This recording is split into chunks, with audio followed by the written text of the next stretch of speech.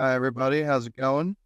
Welcome to this month's NeQter Town Hall.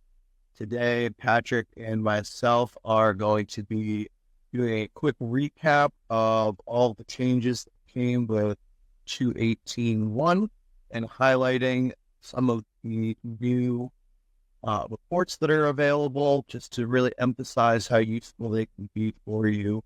Pat, I will pass it over to provide further detail on what you'd like to talk about today. Yeah, so this I think we'll cover a bit of ground here, kind of a rehash of what we've been going over for the previous update. Like Nick mentioned, we have a new update coming out shortly. Just need to kind of firm up what that date looks like, but we're looking to have something prior to next month's webinar, so I'll have some new things to cover and talk about, but we've made good progress on the items that are going to be coming out in the next update. So I'm going to be showing a bit of in the works, kind of what is going to be released shortly, and we can answer questions on those. But really been a focus of adding and continually adding new reports to the platform.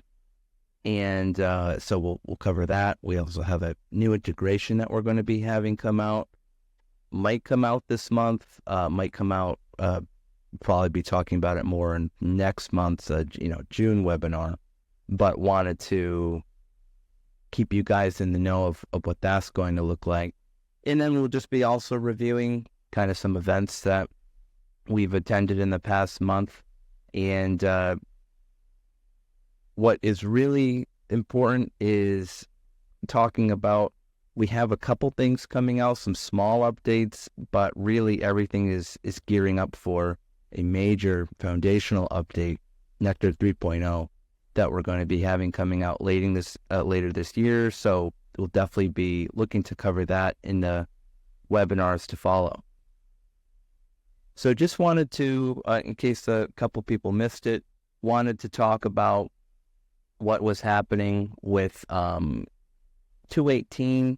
The biggest thing with 2.18 is continually enhancing that reports feature and adding new reports to there. So just to rehash some of the new reports that we added, one of the ones or a couple reports that we added were for vulnerability reports. So two of them, one of them is a host report, so highlighting host by host, which vulnerabilities are associated with that asset. And then on the other side, a vulnerability frequency report, having it in the lens of, here are the different vulnerabilities, here's how severe they are, and then here's the host that they're impacting. So it's kind of a, snapping a line and having a report for what you're able to view in the host's vulnerabilities tab. Those are kind of the two views there, by host or by vulnerabilities. Now you can grab it in a report format. Again, we're continuously, and some of the new reports that that we're adding are based upon feedback that we've gotten. So continually let us know what reports you want.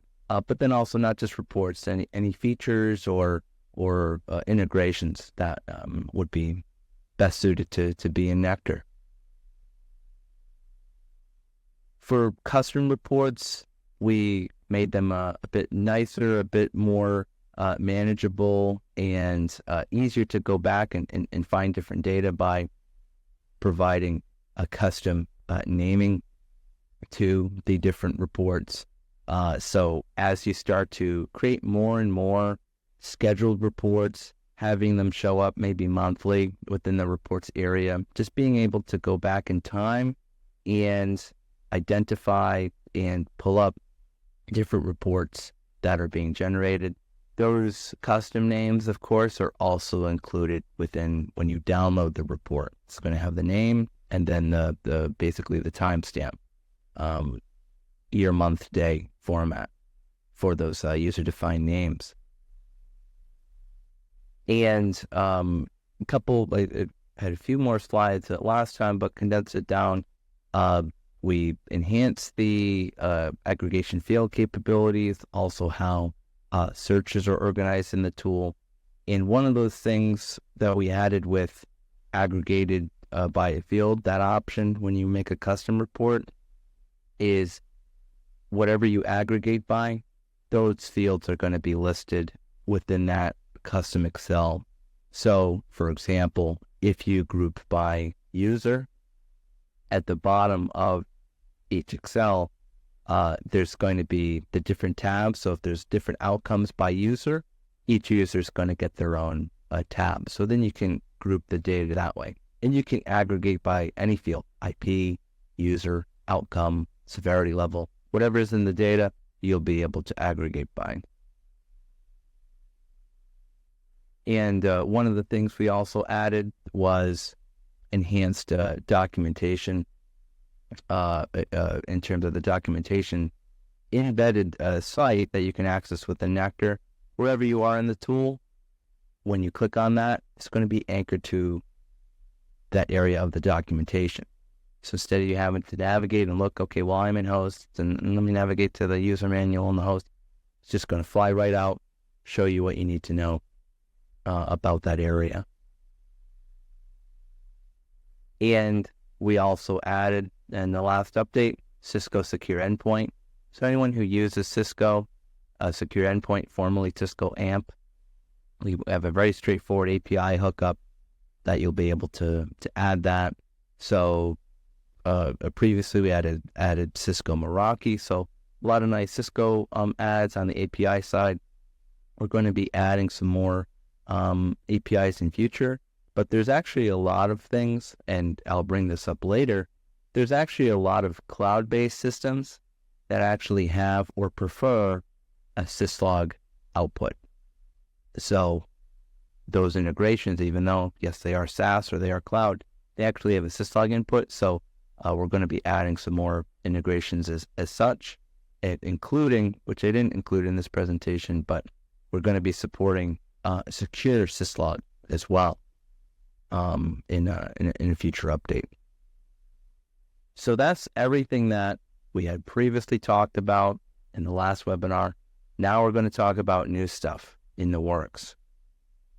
So we have a couple upcoming report types. First and foremost, adding even more vulnerability reports. This one is a nice modular report where basically for all of you that are using the Vuln scanner and or have been reliant on OpenVAS reports from that Vuln scanner, now all those data types are going to be within NeQter's new central reporting area. Because it's modular, you can include everything or only include certain data sets from the vulnerability scanner that you might have wanted to grab previously, including applications, host information, services. So if you wanted to just say, you know what, I want to make a custom or specify, I want to run this report, I want to schedule it every month, I want it to tell me all log, low, medium, and high services, i.e., it can just spell out for you what services are active within the environment. You can curate it as such. Or you could just be inclusive of everything with this report. And what that's going to look like is, again, it's going to tab at the bottom with the different areas, much like you can view within OpenVAS today. And of course, you can download those reports if you go into OpenVAS directly, but it's going to be centralized. It's going to be right in here now. So you can have that Excel generate every day, every week, every month, and specify which things that you want. So this applications view is showing the applications identified by OpenVAS and all the data as such. Same thing with the host information, which of course this information is populating in the NeQter host tool. But if you like the OpenVAS view, you're going to be able to grab it. And then services as well. all listed out by asset, by port, by protocol, and then kind of a little redundant, most vulnerable hosts and the vulnerability frequency are also nestled within this report. So you can use this modular report to pull out different things that you want to see, include everything, or you can, the previous reports that we had, the most vulnerable hosts and the vulnerability frequency reports, you can continue to use those as needed. One of the things that we recently, a nice little add into the compliance tool is for tasks. You're going to be able to add a task owner. And because we have, and so this is reliant upon users in the tool. So a user, if you want to add them to a task, they're going to have a login to NeQter and rights to access the compliance tool. But you're going to be able to now assign tasks and group and list and filter by owner for different tasks.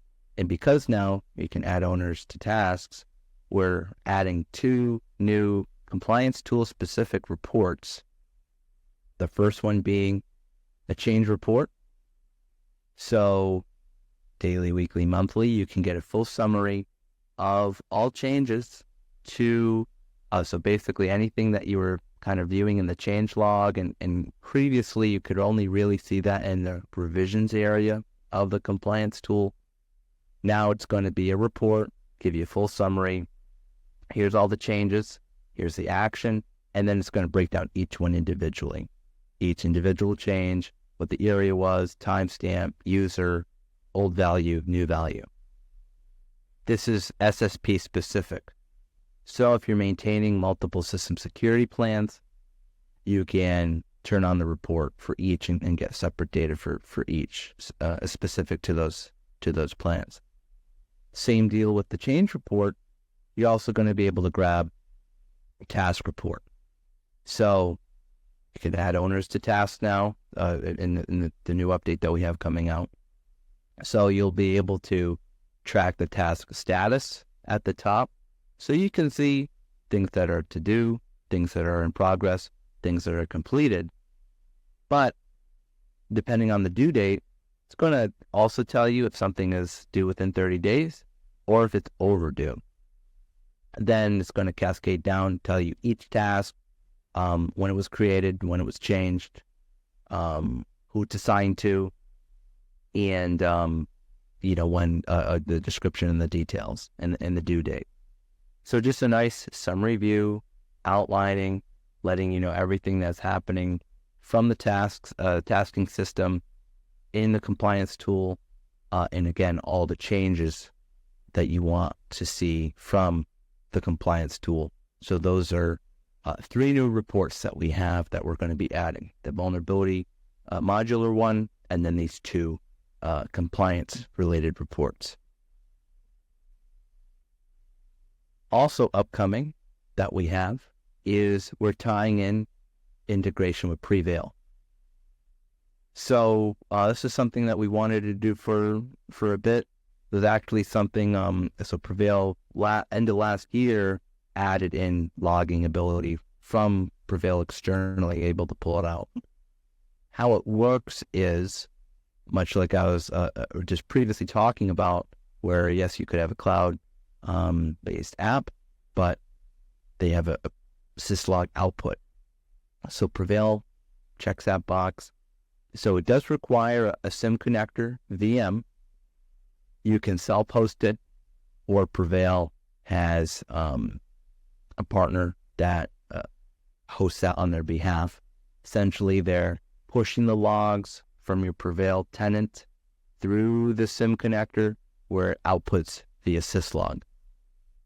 So much like all the other syslog integrations, so it's a little bit of a balance between kind of what you can see from syslog, but what you may see if you've been using like 365 or anything like that, where you can see outcomes and severity levels, all actions by users, and all admin events. So if anyone's using Prevail, you will now be able to pull logs from Prevail into NeQter. There's no cost if you self-host. There's an additional cost through Prevail if you wanted to leverage their cloud-based partner, to host that SIM connector. So anyone who has any questions, reach out. We'll kind of get that situated. But another integration in the works coming out shortly. And to wrap up, so all the tech was just talked about. We had some recent shows that we attended, one local, one in DC. So Summit 7 CS2 was recently in Boston, early April. I admit I had a little fun. Me and my buddy Ryan Bonner, who I'm sure most of you know or some of you know, decided to show up in the Dun Kings attire from the Super Bowl ad. It was a really great show. A lot of great, insightful talks, which everyone who attended was able to get access, but they should be having the talks. I need to double check. They might already have them on their YouTube. A lot of great knowledge, a lot of great industry focus. And likewise, I recently attended down in DC yesterday, CMMC Day in College Park, and was able to link up with some, great speakers. Obviously, Jacob Horn was there. A lot of other great speakers. Just kind of keeping that ball rolling with CMMC, trying to track timelines, see what's happening. CS2 was a great technical focus, and then CMMC was a great kind of general. CMMC Day was a great general, what's happening in industry, and what have you. So it was great to see. If I saw you there, it was great to see everybody. And next show for us, I'm just trying to think. I'll cover this in future webinars, but probably looking more towards August. I think we have a pretty clear summer, but always want to be in the conversation and trying to see how we can bring our software to more people and make it even better and better. So very short, kind of succinct webinar today. Obviously, if there's any questions on anything, feel free to ask them, and we'll look to get them answered.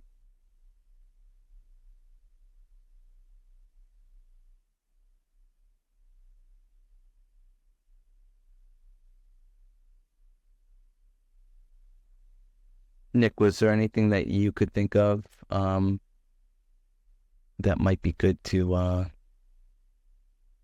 cover?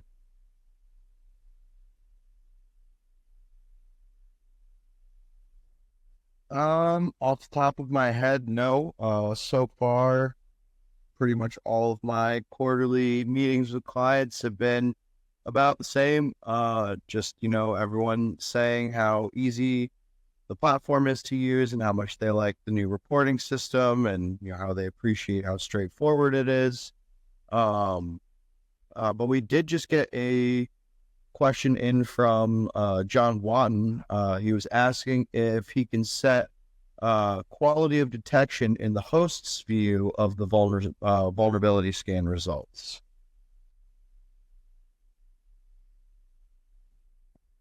So I'm just I realize I need to set up my my demo system, so just give me a second to access that. In terms of QOD in the host tool, I don't believe so. I'm just going to check right now. I know that you can set that in the report or the reports that are generated in NeQter's the NeQter kind of report area that we were just talking about. You can designate that. Let me just grab demo system.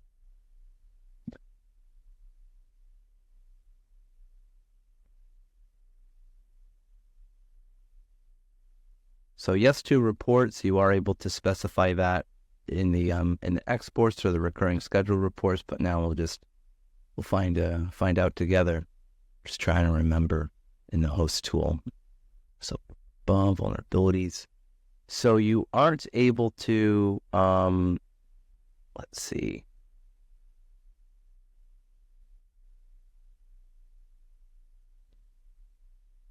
You can obviously view in the area quality of detection, but that's not a current drop down that we have.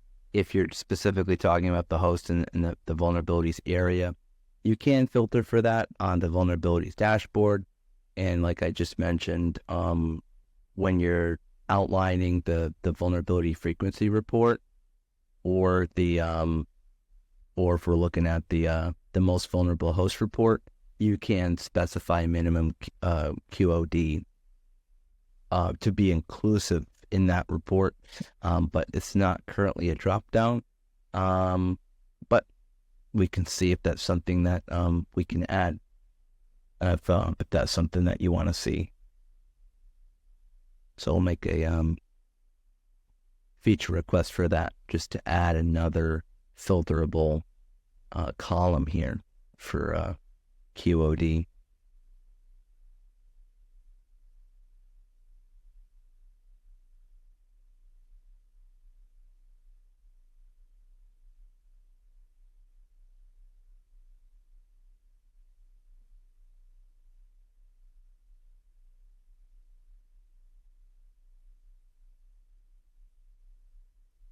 Anyone else have any questions? Keep them coming.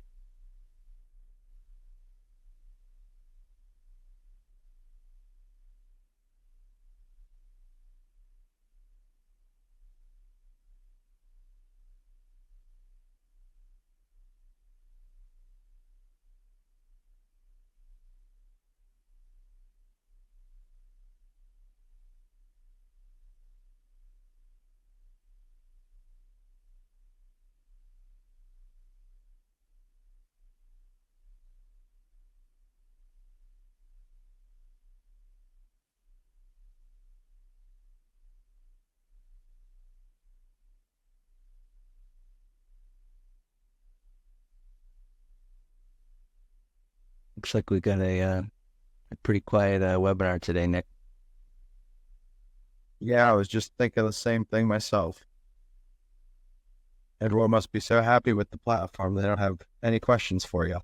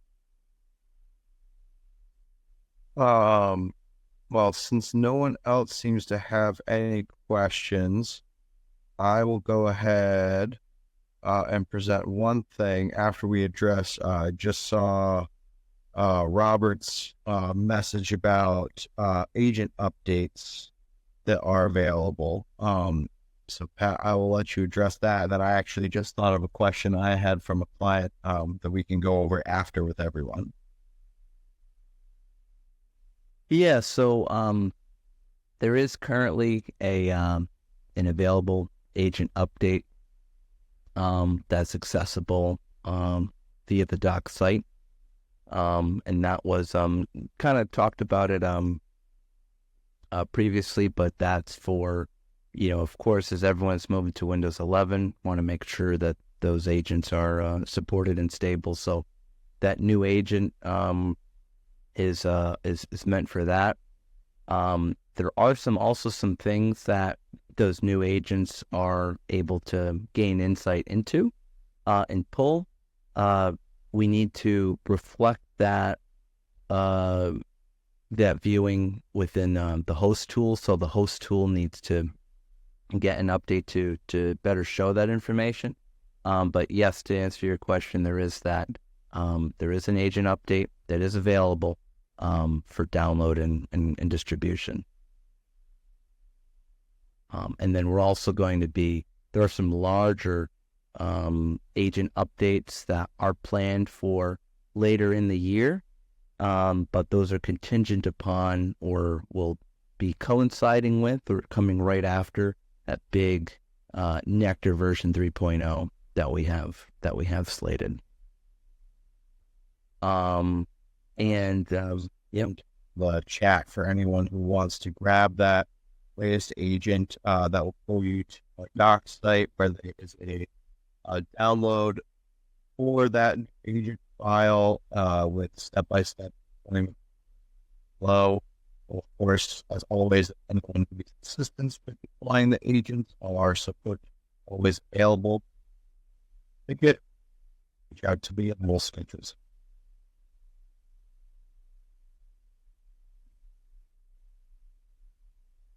And if you're ready, I did just remember an interesting question I had that I thought might be useful. One of the clients was looking for the best ways to isolate and filter creating reports, alerts on privileged users as far as how to access the network, ad accounts, and special permissions at all. That would be some like cool. Yeah, so it depends on what it is. It kind of comes under if it's in the log, it's able to be filtered. So when it comes to if you're interested from, say, like a Windows user or an Active Directory user standpoint, you are able to specify different groups. So you can, if you wanted to, if there's certain like user group that has admin privileges or what have you, you can filter by that user group. So you'll just need to apply the filter for that group type, and then include that, and then kind of look through everything in that lens. When it comes to things like 365, it's the same deal. You are able to filter by user type. So if it's an admin level user or regular user, you can specify that. So it's of course going to be contingent upon how you have your domain setup or different user groups. But you are able to filter by that within the log set. You can also, if you're you're a smaller company and there's only one or two users who have those who have admin privileges, you could just look at things through that lens and say, okay, I only care about these two users. And Windows does track if there's a privilege, if there's an admin, and that's one of the things we're looking at is admin logins, because Windows does designate if there's like a privilege escalation. So that's another event type that you can hone in on. So depends on how you want to do it. If you want to know every time there's a privilege escalation and those associated log types, you can filter for that. If you wanted to know about an individual user, then you can also track that. Or of course, what as you should be doing. You shouldn't have your regular user, like if I have P. Colantonio, I shouldn't have just a full admin for P. Colantonio. I should have P. Colantonio as a standard user, and then like P. Colantonio admin or something, an admin account to log into, to escalate privilege, perform that action, and then de-escalate. So you should be either tracking at the privilege access event type, or the you can create a list. So I'm just going to show the example here where I'm going to click on this user individually. But if you wanted the target username to be is one of, i.e. is a list, you can add multiple users. So if there's those admin level users, you can string them together, or you can again specify the group type. So there's different methods that you can go down that path to track. And as Nick said, we can absolutely have a discussion with support, or if you have any questions on that. But definitely many different ways that you can accomplish that goal. But did get another new question as well, Pat. Once again, in regards to the agents, Victoria was wondering if agents will ever be able to automatically be updated, or if it will always be manual. Additionally, will there ever be a way for the NeQter hosts dashboard to report out of date? Yeah, so to answer the first question, agents, we don't have any plans to make the agents be able to automatically update, and that's by design. When we were reworking the new agents at the time, a few years ago at this point, was right after the Kaseya breach. And one of the things that happened with that breach was because of all those pervasive agents constantly listening, they were able to get those malicious payloads and deploy. So we decided at that point to not have automatically updating agents, because we only truly update the agents, and you guys know, at most once a quarter, maybe twice a year.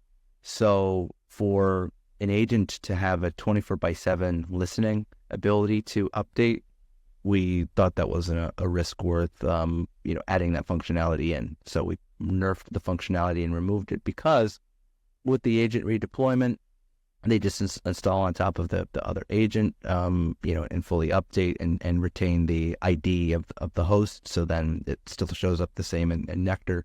So the deployment's easy enough that's the plan rolling forward. There is a way to currently see visually that an agent is out of date by, it will indicate a red supported agent, or rather out of date agent in the agent listing here. However, we don't currently have that as a report. But one of the items that we're going to be tackling is some more insightful NeQter self-auditing, or kind of audit the audit of NeQter.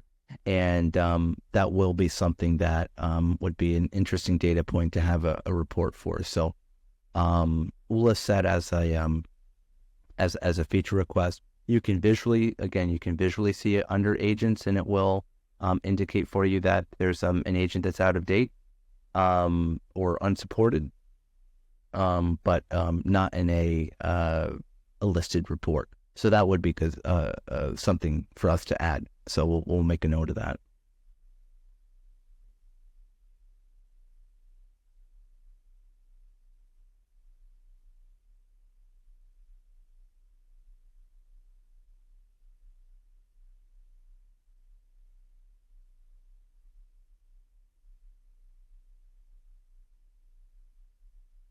Um, I don't see any new questions, and I only had the one myself for you to go over that. Um, I think we can probably give it a few. Oh, well, hold on. We got another question from John Watton. He said there were, you had some interesting things to say in the newsletter from 410 on your takeaways from CS2. And he was interested in your bullet on ESPs and cloud tools. If you wanted to provide some further information or details on that, Pat, I'm sure you're familiar with what John was on. Yeah, for sure.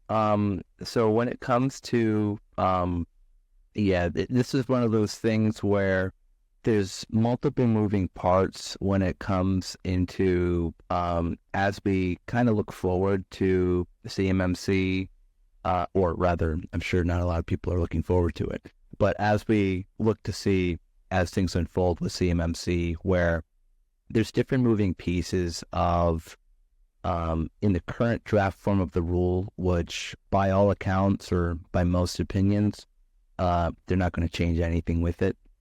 One of the things that they highlighted is SPAs, or security protection assets, or assets that are used to protect CUI or within the as a means to provide security for a CUI environment.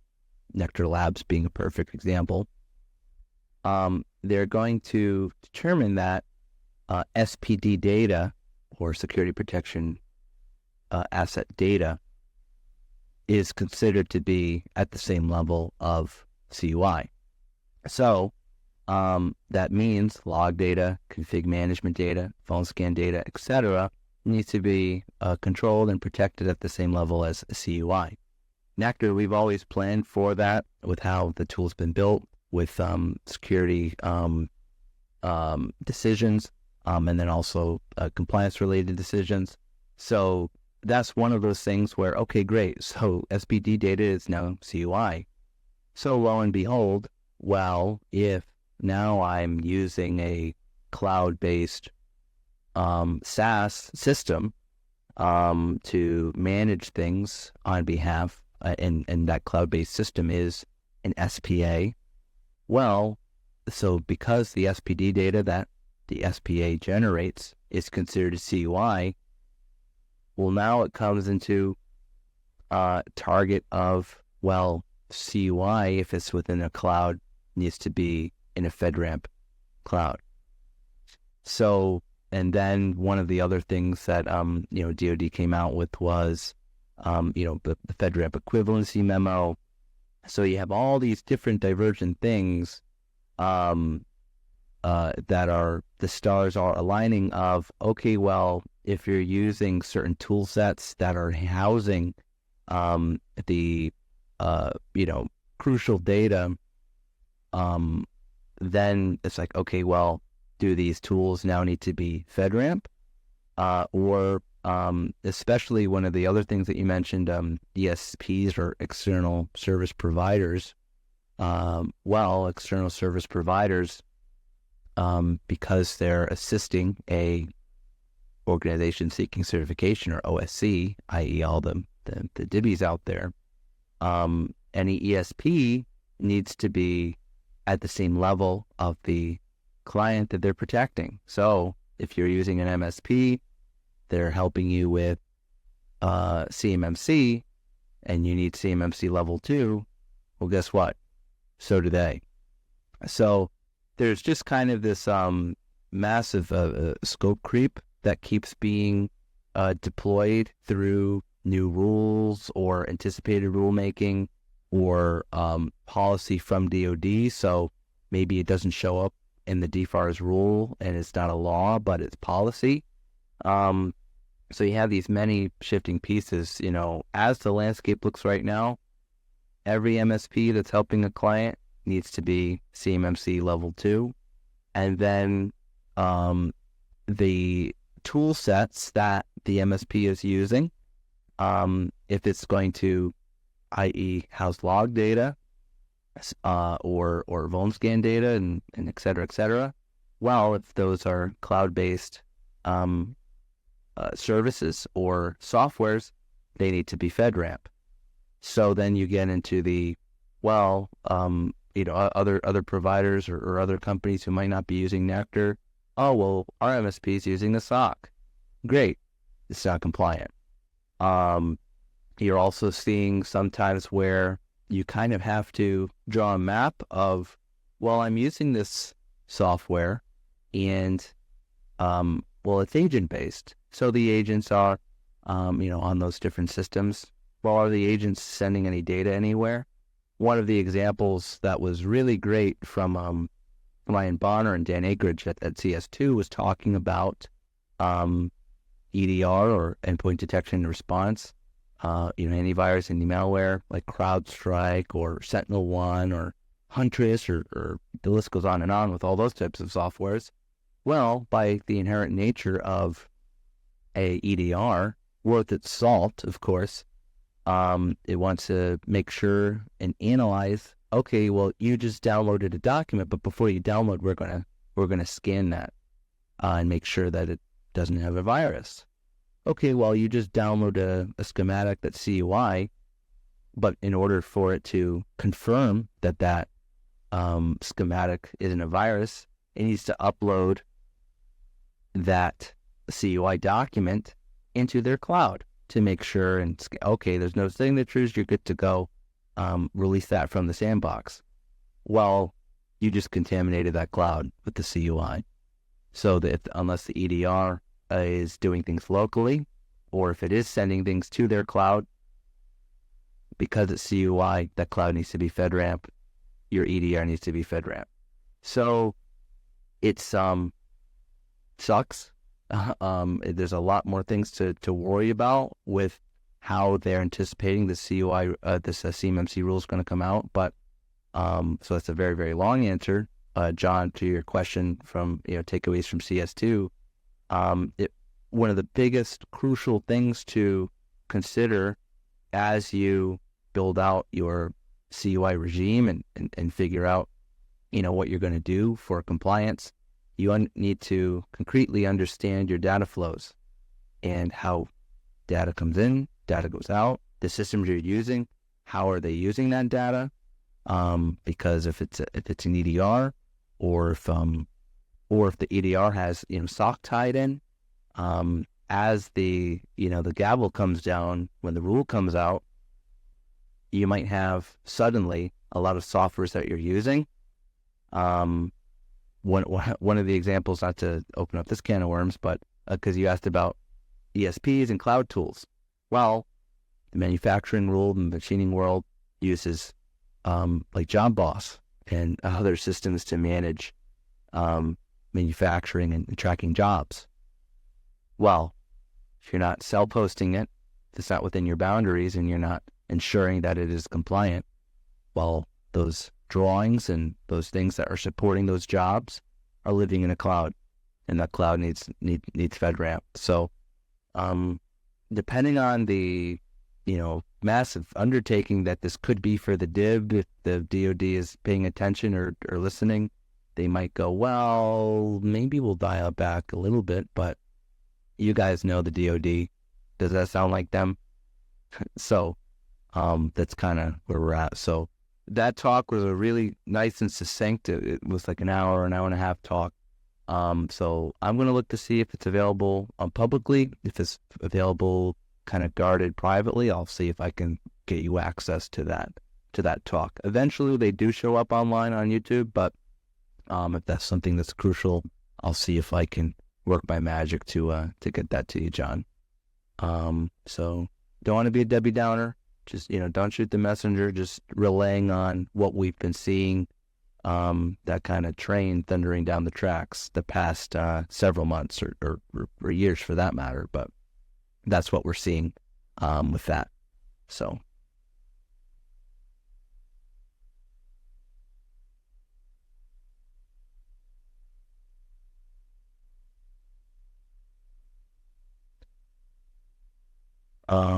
yeah, well, now that everyone's depressed, Nick, did you see any more questions pop in or?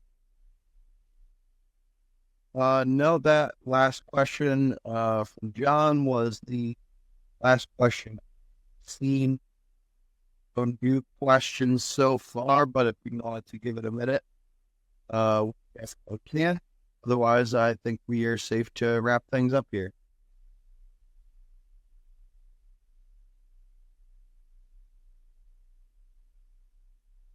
Yeah, well, I think we can um definitely look to wrap up. I think we'll have a couple new things to show next month, and then um we'll find some good things to cover as we, because unfortunately we'll have some light updates, which are always good, but the heavy hit or the home run update, it's going to take a while to get everything right. It's going to be kind of showing up later this year. So always going to keep everyone informed. Glad you're reading the newsletter, John. We always like to keep people in the know. Also like to get in the nitty gritty on these webinars. And of course, any questions can be facilitated through Nick or support. And the different feature requests that were kind of outlined today are going to get listed and included in our GitHub. So want to thank everyone as we start to get the nicer, warmer weather. It's definitely going to be exciting. It's definitely going to be a good summer. So please tune in every month if you miss it. Again, these are recorded and put up on our own YouTube channel. So I want to thank everyone for attending and Nick for co-hosting with me. And we'll look to close out another webinar. Thanks, everybody. We will see you next month.